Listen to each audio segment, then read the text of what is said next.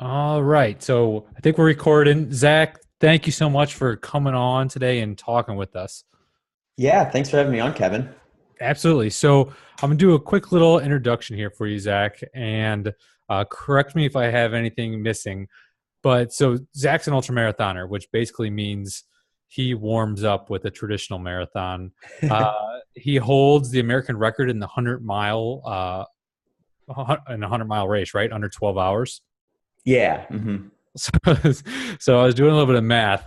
So for perspective, that's like running a 7 minute mile for basically 12 straight hours, a little bit under 12 hours. Is that right? Yeah, I think it comes out to be like 7 minute pace and then an extra half a second per mile. So it's right about seven flat. I mean, that's absolutely phenomenal. And so I was thinking, I was like, if you do a marathon in 3 hours, that's considered a pretty phenomenal time. And that's basically like running four straight marathons at that rate.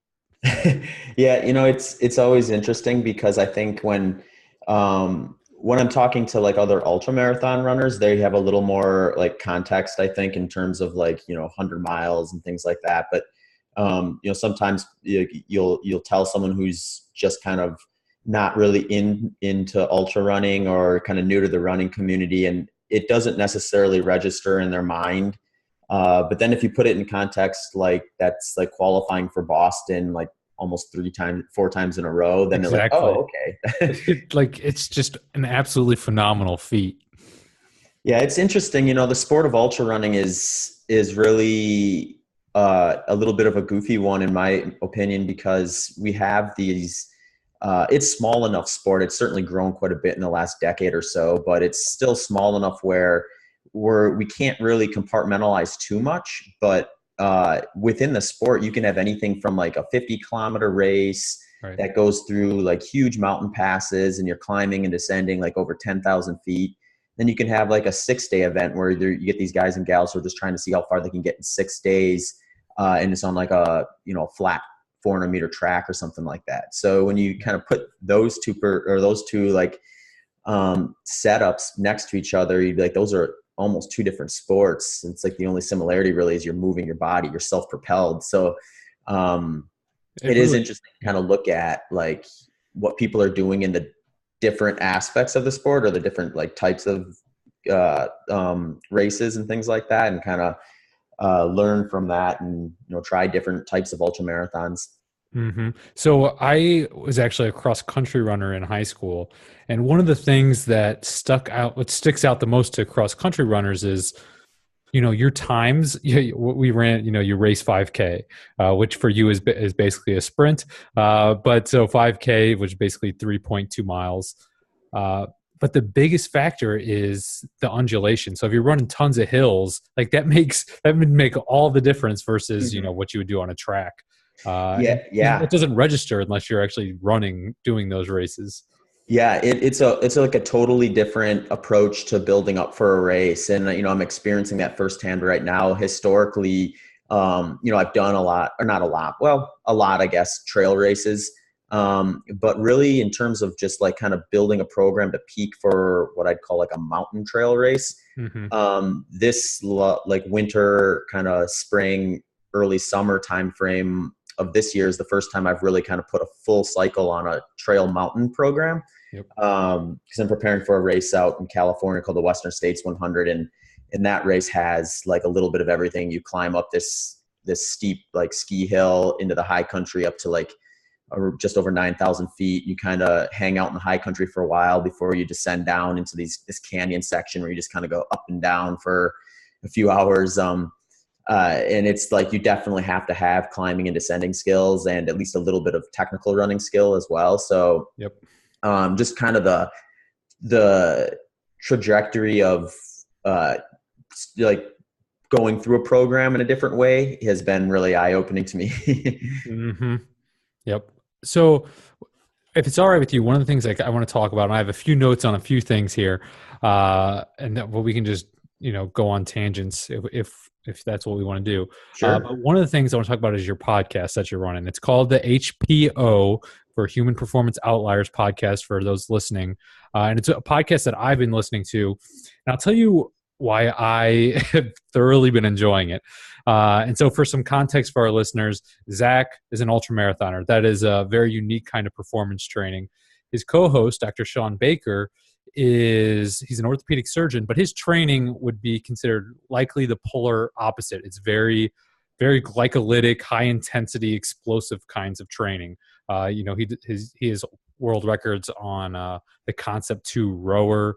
And so what I find very interesting is you guys are both eating a similar diet, which I want to talk about a lot about here. But this diet and performance, what I'm trying to say is, trying to optimize performance, whether it be endurance or high intensity like Dr. Baker's doing, or me, I more train in what I will call the vanity area of health and fitness, like more of the bodybuilding. I'm just trying to build muscle, lose fat. But all of us are eating a very similar diet. So I find that super interesting. And for listeners, I highly recommend their podcast. They've been diving in a lot into the carnivore diet recently, as well as a lot of the science behind it. And I kind of like to nerd out on that stuff. So maybe we can touch on some of that, Zach. Mm-hmm, sure. Yeah, that's been a fun project with Shaun and myself over the last, I guess, almost 3 months now.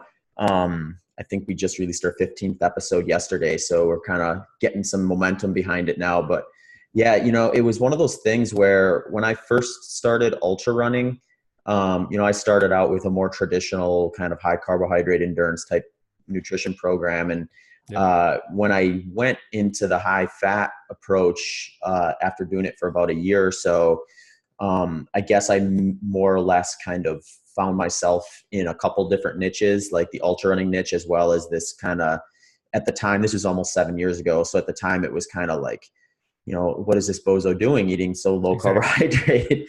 And, then you become kind of a subject of, podcast guests, because you got something a little different to talk about other than the general, like, well, I did this training and then I did this race, and then, rinse and repeat with a new guest. So just going on all those different podcasts and stuff like that, I think had me interested with like what the podcast world is like from the other side. So I'd been thinking about starting a podcast for quite a while, and I just, hadn't really pulled the trigger for whatever reason. And then when I kind of met Dr. Shaun Baker online, I thought this would be kind of a cool combination with like what you said, where, he's got kind of that glycolytic, fast, explosive, like his workouts generally are an hour or less, but there's very little like low intensity involved. Exactly.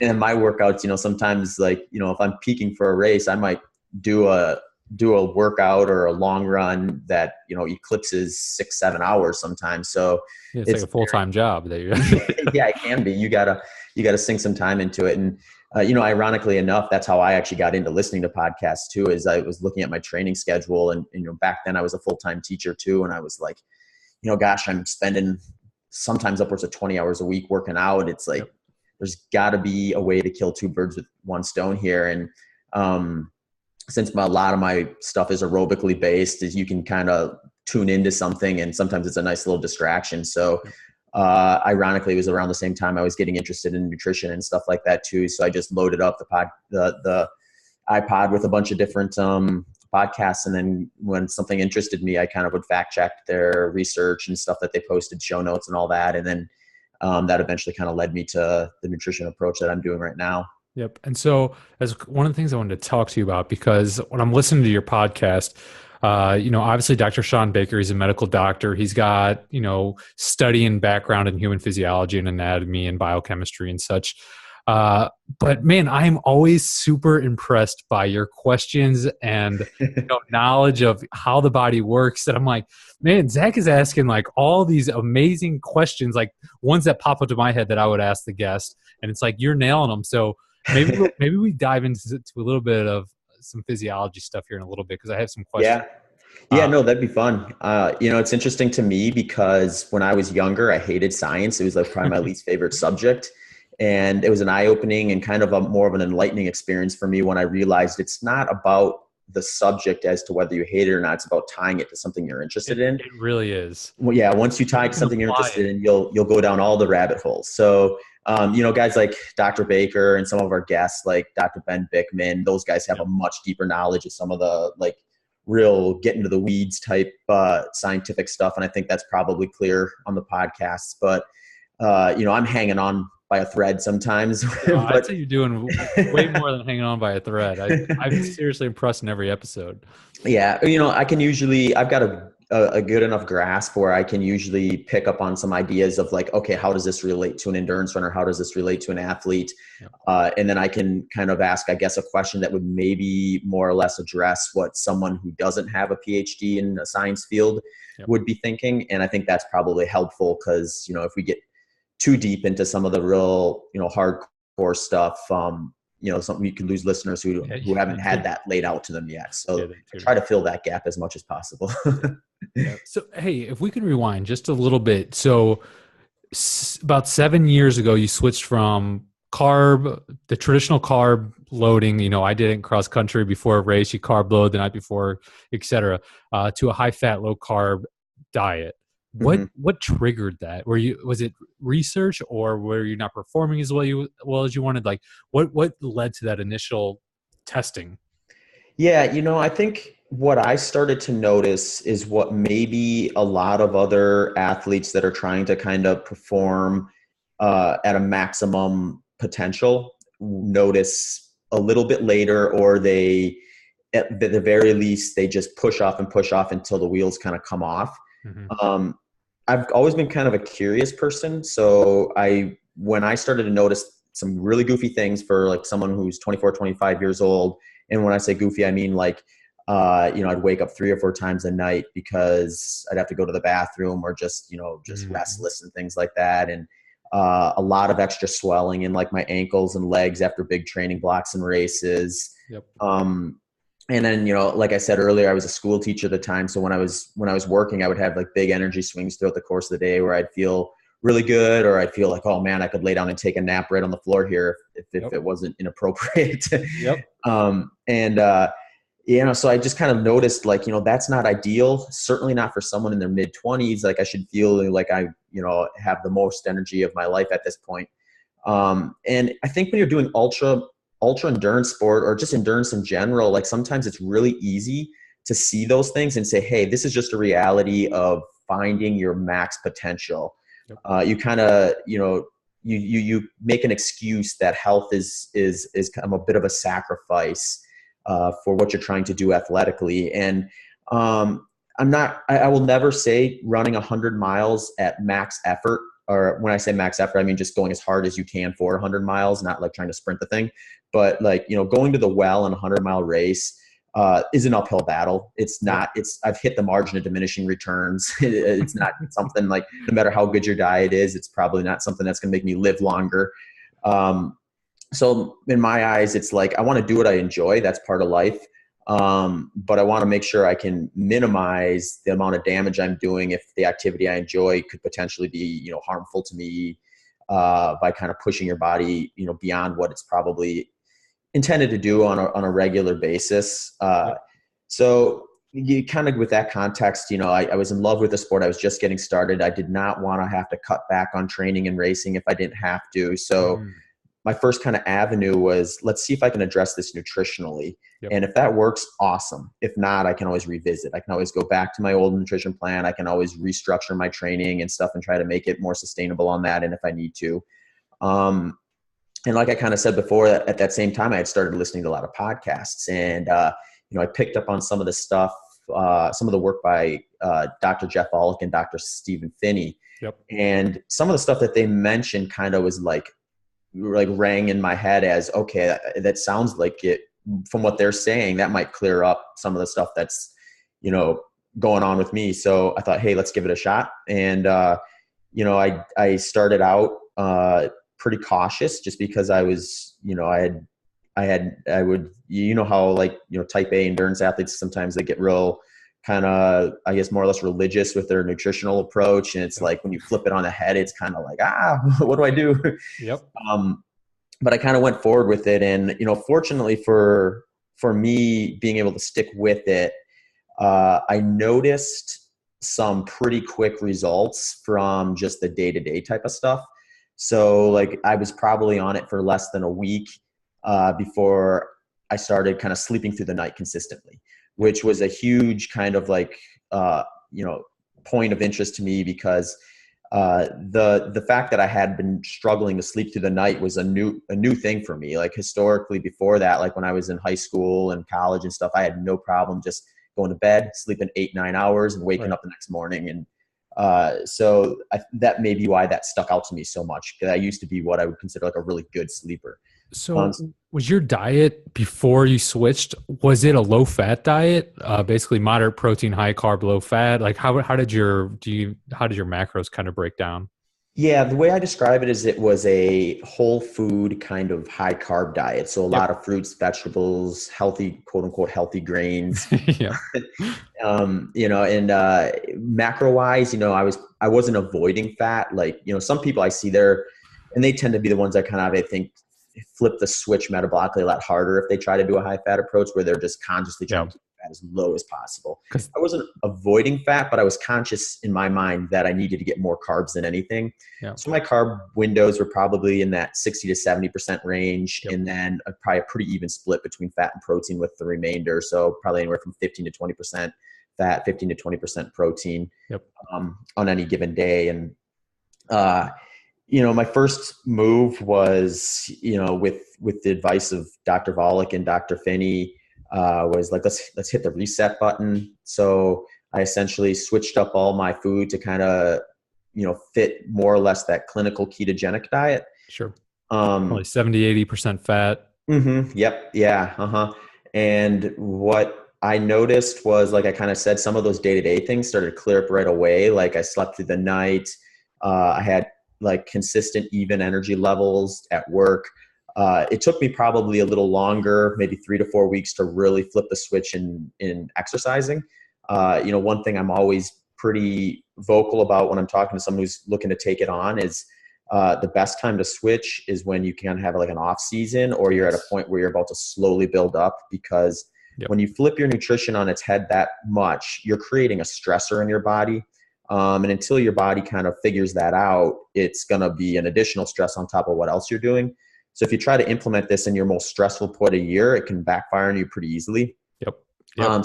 So me, fortunately, like this stuff kind of came to a surface when I had just finished kind of a racing season, I would say. Like I did 350 milers in about a 9-week time frame. So I didn't have any other races on the schedule. I was at a point where, you know, if I needed to reduce volume, I could. I didn't have any reason to be doing intensity at that point. It was just Yep. kind of like I got 3-4 weeks to kind of do a gradual build up and just kind of get running again. And what I noticed during them, you know, you hear all sorts of stories of people like they don't want to move at all, which is totally fine if you're in that camp. Like, I mean, I tell people if you need to take 4 weeks off from exercise and just focus on nutrition and let that switch flip. Yep. For me, it was a little different. I had days where I felt great. And then I had maybe the other half of the days I go for a run and I would be running a minute per mile slower than my normal pace and feel like I was running a minute per mile faster than my normal pace. Yeah. Yep. So, you know, on days when I noticed that, I would just be like real cautious not to like push too hard. And, you know, I'd cut it short if I really felt like unmotivated to be out there. You know, my goal was really just not to create any stress from an exercise side of things, because I kind of knew that the nutrition side of thing was still trying to work through stuff. So I Did you think have, that, did you have any fat adaptation issues, any GI problems going from 60% carb to, you know, more than 70% fat? not too bad. There was a few food groups that were a little tough to kind of get used to. You know, I had a bit of a challenge with eggs at first, where for the first maybe year, or even maybe, I'm trying to remember exactly, but at least the first year or so, like if I didn't like thoroughly cook the egg, so like hard boil style, I Mm-hmm. would notice I'd get like some stomach distress from that. Interesting. Then if I had like too much like coconut oil or something like that, you know, I would notice there was like definitely like a point where like my stomach decided, yeah, you had too much of that. But A lot of um, people OD on coconut oil, yeah, switching to yeah. a ketogenic diet. Yeah, but you know, everything else seemed to go pretty well. And even those things, I guess more or less built up a better tolerance to it. I can eat eggs. I mean, sometimes I'll eat 9 eggs in a sitting, and I'll scramble them sunny side up, poach, all kinds of different ways. And I don't notice any really weird gut issues with that anymore.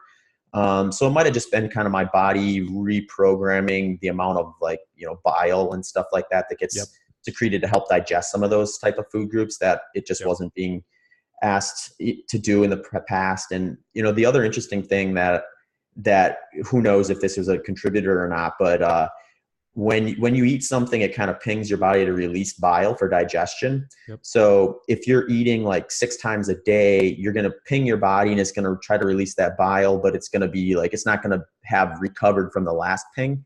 So you might be getting these really, really small or like inefficient like bile production to actually, and then you end up with like the acid reflux and like stomach issues. Yep. Whereas I think, when you kind of really get intuitive and let your body and start working with your body, at least with a high fat approach, it's like you tend to gravitate to fewer meals and bigger meals, which just gives your body, your digestive tract, the bile like build up and stuff to have more time to kind of reset. So I think once you kind of get into that point where you're past this more or less psychological routine of I need to eat 3 meals a day and 2 snacks, and you get more into, oh, I'm really hungry right now, I'm going to eat until I'm full, and then I'm going to stop, and then I'll eat again when I'm hungry. You end up kind of doing what your body wants it to do. Mm-hmm.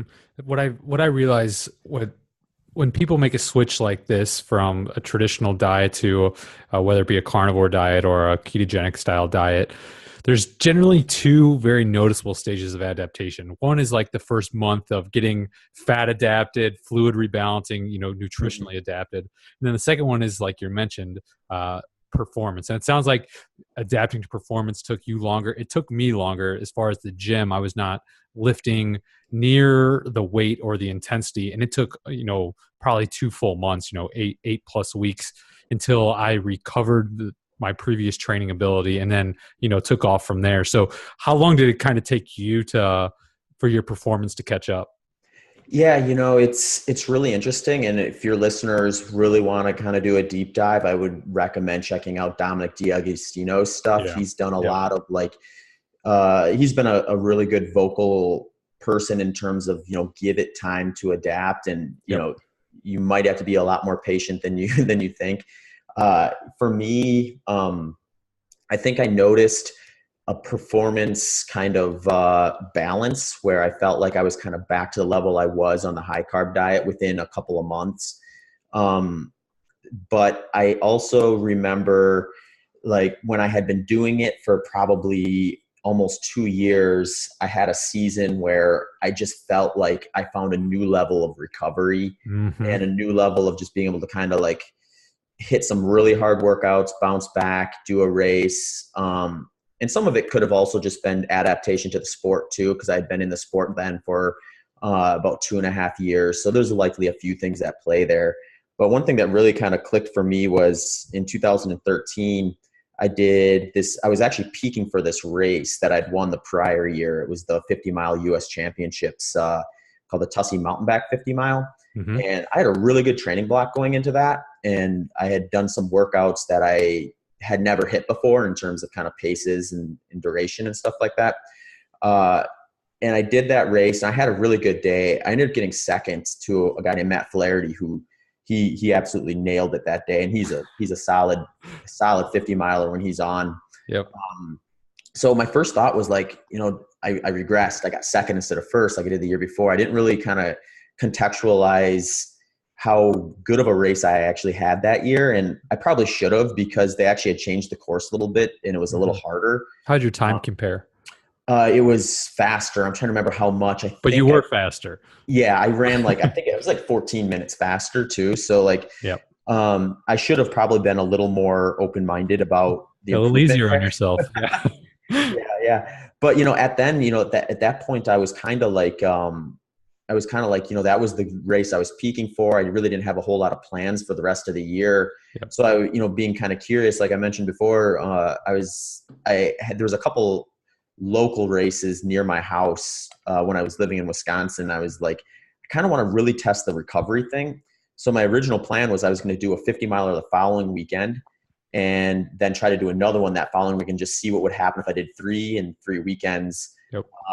And what ended up happening is after that race, that Tussey Mountain Back, I got probably maybe 3 or 4 days into the next week.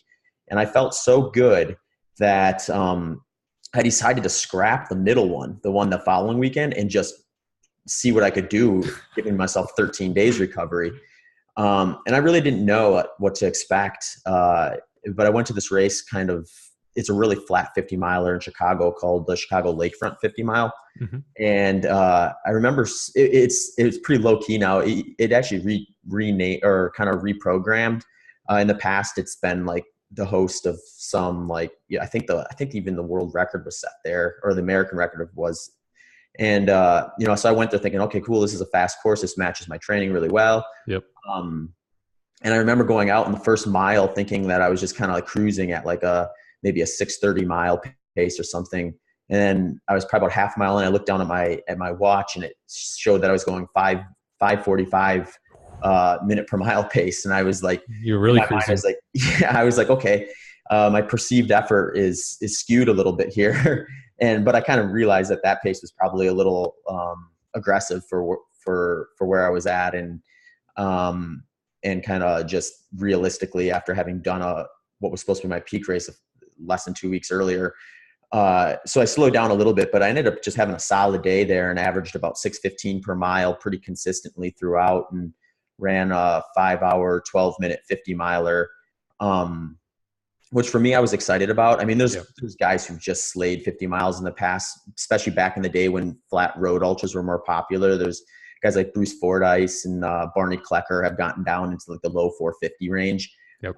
But for me, I was like, wow, I wasn't even really targeting that race, and I got it, a 5:12. I was pretty happy about that. So you're crushing it. yeah, so I was really intrigued. Like I felt like I kind of found a new level where like the nutrition, the high fat, low carb approach was starting to kind of really click. My body was starting to really respond well to it from a few different angles. And then, that race actually got me invited to this other event called the Desert Solstice Track Invitational, which is the race that we were talking about earlier, where I set the American record. And I actually did it 2 years before that as well, and set the American record in 2013 for 100 miles at 11 hours and 47 minutes. And then when I did it in 2015 and ran 11:40, I was breaking my own American record. So yeah, were those both on high fat, low carb diets? Yeah. Mm-hmm. So both of those records were basically, you broke your old record, but those were both using the non-traditional, high fat diet. Yeah. Mm-hmm. Yeah. And it's been something that's been just probably almost as an interesting kind of a approach for me as the training in itself. I'm always more interested or intrigued by the process building up to a race sometimes as the race itself, because you almost have to be to enjoy a sport like that, where you're going to spend that much time getting ready for it, because otherwise you're just putting too many eggs in one basket for a single day, in my opinion. Yep. So kind of just like, I've certainly evolved along the lines of, how to structure a high fat approach within an extreme endurance training program. And I continue to, and I'm learning some things now that I'm thinking are maybe even things I'll continue to kind of tweak around and play around with. And, but yeah, I've done a lot where I kind of do what I would call a periodized nutrition, where, when people think of a real good build up to a race, usually it's not just doing the same run every day. Sure. Usually you're doing like, you're building a strong aerobic base, and then you're starting to do some speed work, and then you're really specifying to the race pace distance as you get closer to the race. So, you look different depending on what part of the year they would pull like a day or a week out of. There might be a recovery period where you're doing very little, and there might be a peak training where you're doing quite a bit. Right. And so your nutrition is going to change along with how your training is changing. Yeah. It's something that I think is worth exploring, because like, on my biggest training days, I might metabolize 2 to 3 times my resting metabolic rate. Yep. The day after 100 miler, I'm probably burning exactly my resting metabolic rate, because I'm not doing a whole lot of moving at all. Exactly. Yeah. So, yeah. And you mentioned you are eating mostly a carnivore diet, but you are using some carbohydrate. And so I was really curious how and when you structure your carbohydrate usage. Yeah. So, I've gone through the gamut of how to structure a high fat diet in terms of like, very little meat to a whole bunch of meat, and everything in between. Yep. And I found that like what I've done for this most recent training block, and I feel like I'm really finding a groove with it, is I kind of start the day, if I'm trying to say like, okay, what am I going to do nutritionally today? I start with like a base of 2 pounds of red meat. Yep. And I build out from there. So, 2 pounds of red meat is probably, depending on if it's a really fatty source, which it usually is, I'm usually trying to focus on the fattiest cuts of meat I can. That's kind of like 2,000 calories. Yeah, so it's more or less resting metabolic for me. So like that's kind of like, all right, those are my basic needs without doing anything. And then I kind of build out from there. So on some of the bigger training weeks and days, I might flex up to close to 4 pounds of meat sometimes. Certainly if you include things like eggs and, full fat dairy and things like that, I'm getting up to that 4 pound range. But then, yeah, I am definitely, I'm not quite like Shaun where I'm just like ribeye after ribeye after ribeye. But I am, I'm sprinkling in some things that I think are kind of like more or less like keeping me metabolically flexible enough to like be able to still get into ketosis really easily, but also be able to kind of slip out and nail a really like hard, long workout if I need to. Yep. And some of the foods that I really have found work really well for me in that department are like, sweet potatoes, melons, berries, and raw honey is usually where most of my carbohydrates come from. Yep. So it's I'll trickle some of that stuff in there when I'm in that kind of the higher training peak phase of work. And so I guess, okay, this is going to lead into one of my most specific questions for you, and that has to do with muscle glycogen, because that's one of, and so people are like, oh, okay, you're not eating any carbs. How are you filling your muscle glycogen up? Is that one of the reasons why you are introducing carbs to help, kind of top off muscle glycogen levels? Some of the research I've done is I think it's starved populations, basically deep ketosis. They maintain about 70% of muscle glycogen. And we could talk about the metabolic pathway of how that muscle glycogen stays replenished without carbohydrates. But I don't think it stays as topped off as it would be without, eating, exogenous carbohydrates. So is that one of the reasons why you implement them? Yeah, this is something I'm also kind of curious in. I usually operate off what I call field testing. So like if I do something and my workouts aren't working well, then I'm going to change it. Yep. And if I do something and I feel like my workouts are going great or improving, I kind of like look into it more and start experimenting around it a bit. So what I've kind of concluded, I guess, in my mind or for me is that like when I'm in peak training, I might be training if you count some gym work, like strength and mobility 3 times a day. And I'm very confident that my muscle glycogen can easily replenish, maybe even all the way with fats and proteins, especially if proteins aren't restricted like we'd maybe see on a more clinical ketogenic diet. I'm really glad you mentioned that. Yeah, we'll revisit that. Yeah, for sure. And it's something I'm going to probably play around with a bit after Western States too. But so what I'm interested in more is the rate at which those glycogen stores can be replenished. Yep. So I don't fear glycogen replenishment through protein and fats. But if I go out for a hard workout that's maybe 2 hours in length with some speed in it in the morning, and 3 to 4 hours later, I'm going to do like an aerobic jog to the gym and then strength work. Yes. That's where maybe I would want a little quicker muscle glycogen replenishment. So that's where the carbohydrates come in. That's brilliant. So let's just iron that out for listeners. So if you're training twice a day, if you're a true, human performance outlier like Zach or Shaun, maybe it makes sense to add some carbs in to replenish glycogen faster. Because like you, I'm not concerned about muscle glycogen being replenished without carbohydrates, because I'm pretty sure it's going to replenish itself. But it just, like you said, it might take a little bit more time. Yeah. And, I've played around with that even too, where like I'll have a part in my training or in my season where I have a little more flexibility to kind of just play around with stuff. And, I've done it before where like I've done a big workout or a big race or something. And then, usually after that, I go really low carb, like clinical ketogenic, 30 to 50 gram kind of stuff. Yeah. And I'm doing that in the presence of very little physical activity.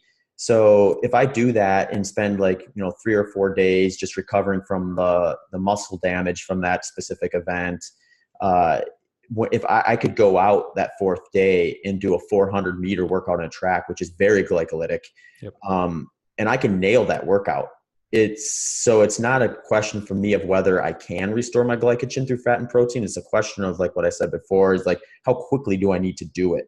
Yep. So like if I have the luxury to take a couple days off, I can keep my carbs and stuff. I can keep my carbs next to nothing. And I'm not worried about, going out for a hard workout. Those scenarios are not as common because usually when I'm doing a workout like that, I'm not, taking, that much time off between efforts. So it's more or less just my curiosity to kind of figure that stuff out. And it's been an interesting topic between Shaun and myself as well, because, all of Shaun's workouts are glycolytic. The difference between Shaun and myself is every time he does a workout, he's got about 23 hours before his next one. Right. So his window of time between efforts are quite a bit longer. Yep. And this is maybe where we can get into the protein thing too. The other thing that's been really interesting to me and something I kind of want to play around with is using, like, not fearing protein and using it as a way to restore glycogen as opposed to doing as much of a carb sneak as I've done in the past. Yes. And part of the reason I'm interested in that is because Shaun's obviously getting all his glycogen pretty much from that. Yep. And he seems to have no issues. And with this last training cycle I've done, like I mentioned, where I'm kind of basing everything on that, like 2 pounds of fatty cuts of red meat and then building out, and then sometimes hitting upwards to 3 or 4 pounds of what you consider carnivore approved stuff. Yep. What I've noticed is I haven't had to do as much of a carb bump as I have in the past. So I'm really interested to find out, like, when you're not limiting protein, if you can almost or entirely eliminate the need of carbohydrates, even within a big training block. So, and we actually had a guy named Charles Washington on our podcast yesterday. It won't probably release for another week and a half or so, but he's a marathon runner, endurance athlete, who does a carnivore approach. He's been doing it for like, I think around 10 years now. Yeah. Yep. So I was really interested in his take on that. And that's kind of what his message was too, was, if you don't limit your appetite, like if you're hungry, you make sure you eat and don't fear protein, like you might not need to do as many of the carb snakes. So that's something I want to play around with a little bit. So yeah, and I can tell you, this is my experience with it. I made a mistake that I think a lot of people make. And you mentioned metabolic flexibility, which is what I think people should focus on, but where people often put all their attention on is chasing ketones. And if you chase ketones, whether urine test or blood test, you'll realize if you limit your protein, you'll be able to get your ketones higher.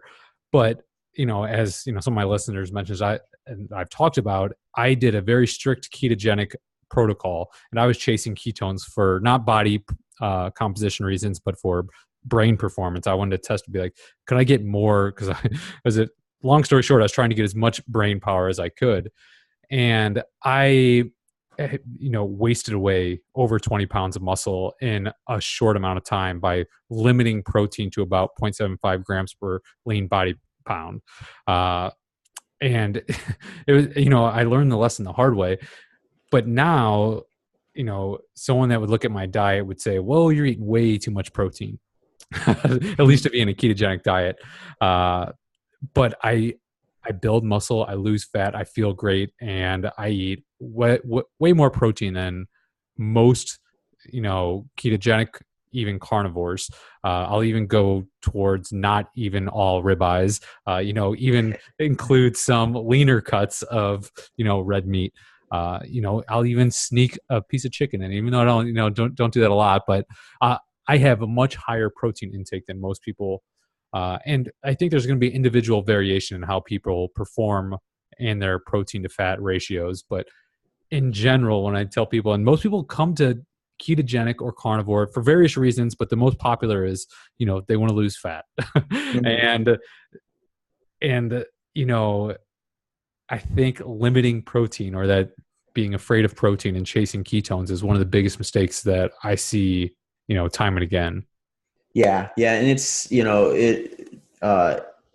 we talked about this with Dr. Ben Bickman, and it's like, you see people posting their ketone levels and they're like, oh yeah, I did my blood ketone and it was 4 to 5 millimoles or something like that. Right. Right. It's like, geez, you're so deep into ketosis. It's like, You're wasting ketones. yeah, you're wasting them because that's a waste product essentially, whether you do the Exactly. breathalyzer or the ketone strip. And, Like, for me, when I'm in peak training and I get curious enough, I don't test as often anymore just because I like to be more intuitive. And I like to, like I said before, kind of operate on a field test as opposed to some random number. But I will test from time to time because people always are interested and I like to be able to give them an accurate assessment. But like if I'm barely in ketosis, I'm like, great, this is cool. Like I'm close enough where I can pop out, but I'm also far enough in where I won't have to spend much time to get back in. And, that's another thing that I've noticed that I've gotten, I guess, better at after doing it for as long as I have. For me now, like, I'll have a day, like if it's a fairly active day, albeit, but like I had a day a couple weeks ago where I ate a large sweet potato, a tablespoon of raw honey, 4 cups of cantaloupe, and 2 cups of blueberries.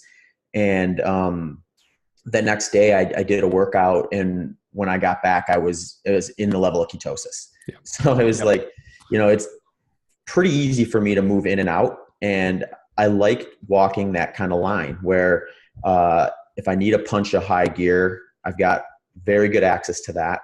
Yep. And if I need to just run all day with very little fuel, I've got access to that as well. So it's just my opinion. There's a big misconception of what it means when someone is measuring ketones.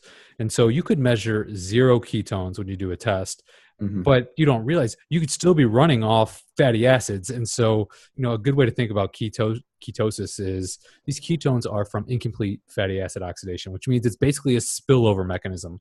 So you could still be burning fat and you're just not burning excess fat, meaning like you're not eating more fat than your body's going to be burning. And so you could have a fat-based metabolism and register minimal to no ketones. And so unless someone is trying to get therapeutic ketone levels to treat epilepsy or cancer or some medical condition, to me, measuring your ketones doesn't tell you that much because you could just be efficiently using them as well. So there's a rate of production and usage. And so there's so many different confounding effects that lead to that ketone measurement number. And it's just, it's not the best thing for most people to, put all their, hope in.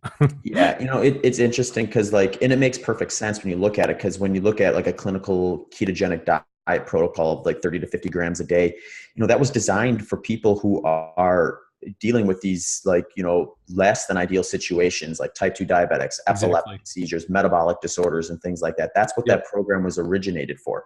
So when you kind of take that plan and implement it within a completely different context, I think you need to be very open to manipulating it in a way that's maybe going to work better for your lifestyle. I mean, lifestyle is such a huge factor in my opinion. Yep. And it's also one thing I'll have a discussion with people from time to time when I'm doing like consult calls and things where, they'll come in to me and they'll be kind of a little bit up in arms because they're like, okay, I've been so strict, 30 grams of carbs a day. I need to talk to Zach and see what I can do differently because right now my performance isn't improving. And I think sometimes they come in just terrified that I'm going to tell them they got to go even lower carb.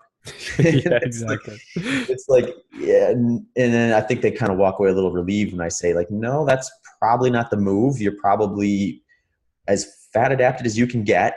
And we need to ask the question now is like, how fat adapted do you need to be? And let's find that spot because we want you to be able to be metabolically flexible. We want you to be able to, feel good on a hard workout as well as just a long sustained workout. So, and I, like I kind of mentioned before, like my next question to that is like, where does protein fall in that and what can we expect in terms of how quickly that would happen?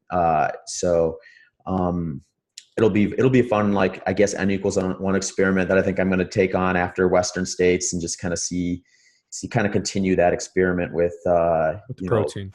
Protein and meat with no shame, I guess. Yep. Well, so I mean, I'm doing that N=1 experience myself, and it was forced upon me because I was like, I've had enough muscle wasting. Like, I was willing to set aside physique at goals, building muscle, burning fat, upping my fat intake, etc., with a ketogenic diet because I didn't think that was optimal for physique, but I needed it, but I wanted it for the brain issues. Uh-huh. But after losing so much muscle, I'm like, I came to this for the brain performance, but I'm not willing to sacrifice this much muscle. Nonetheless, I don't think this is very healthy to be wasting away. And so since I've like upped my protein intake a lot, and some days it's half my calories are from protein, half from fat, and and that's probably not uncommon. I'm not crazy tracking my macros or anything like that, but I just know I eat much higher protein than is typically recommended on a keto or even a carnivore diet. Mm-hmm. And I feel great and I perform better that way. And I actually carry less body fat that way too. So it's like, it seems like it's been all wins for my N=1 experiment. Yeah. Mm-hmm. Yeah. And I think it's just, some of it is, I think the ketogenic protocol was well-meaning, because, it was either, a lot of it was working with people who probably did need to reduce a lot of they didn't want to go glycolytic necessarily. Yeah. But yeah, like we said, you got to kind of contextualize it. And then the other side of that too is there's been scares in the health and fitness industry about mTOR and what role that actually plays in like longevity and things like that. And it just seems like that's yet again another misconception. Yeah. And, when there's a few things that get bundled together: insulin, mTOR, IGF-1. And, I studied all these things for basically 20 years because I was very interested in bodybuilding and physique.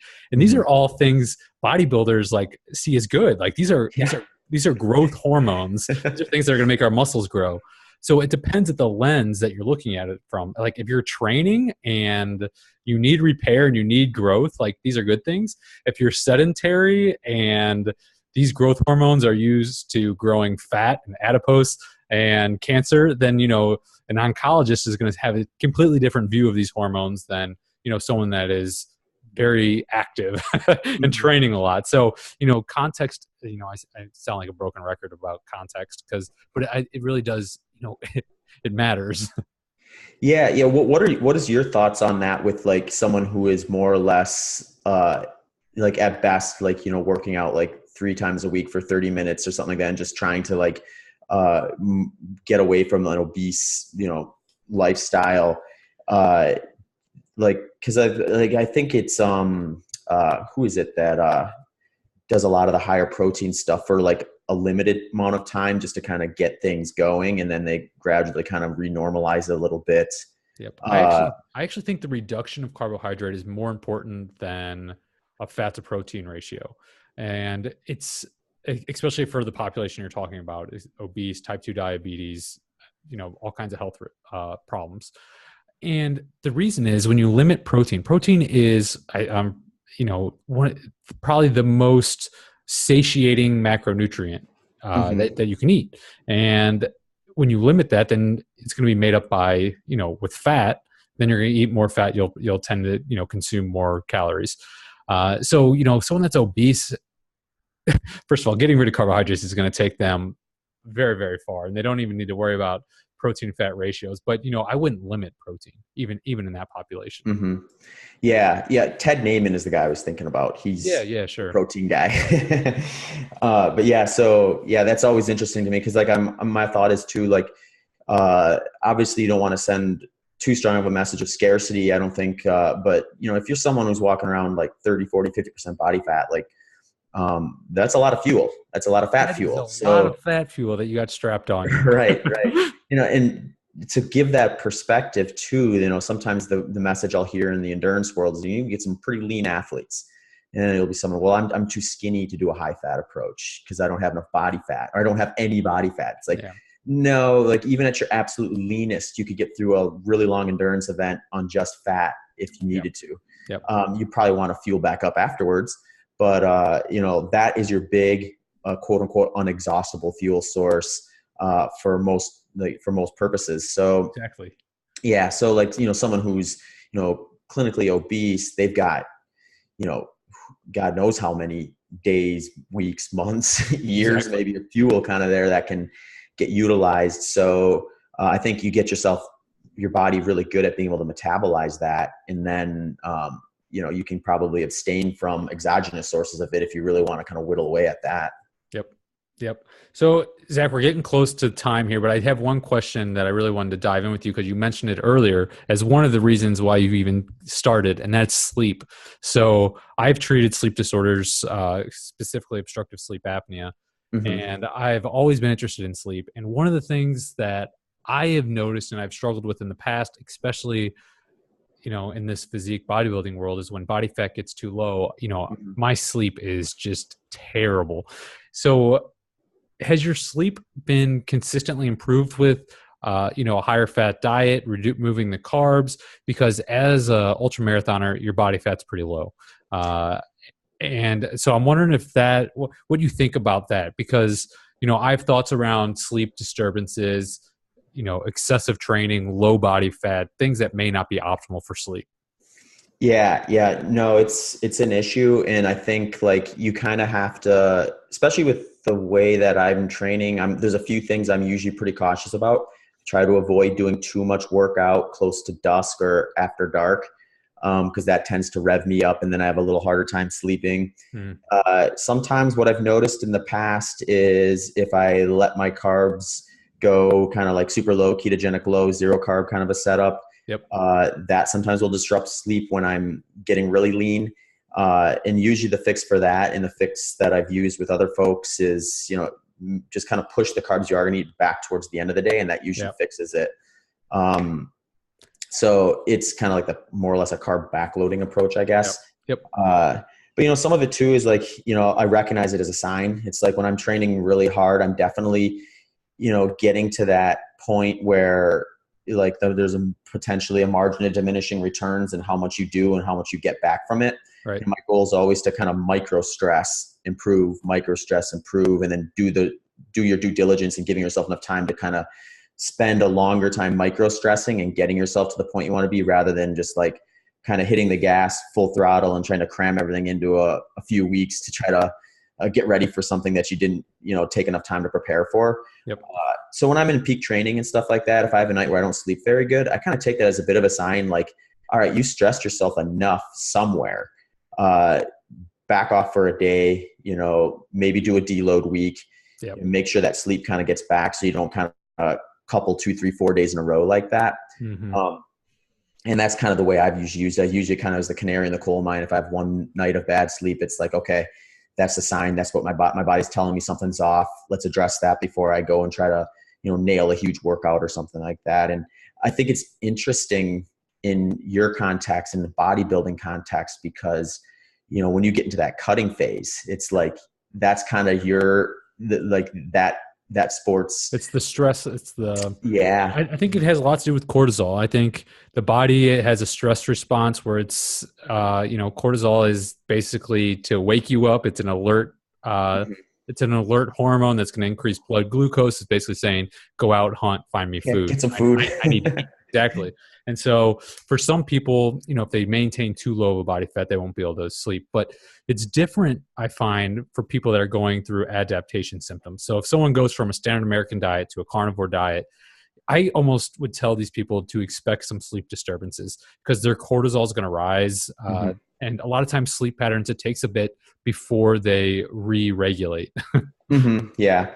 Yeah. There can be a little bit of a storm before the calm, I guess, is the way to look at There it. really is a lot of storm before the Mhm. calm.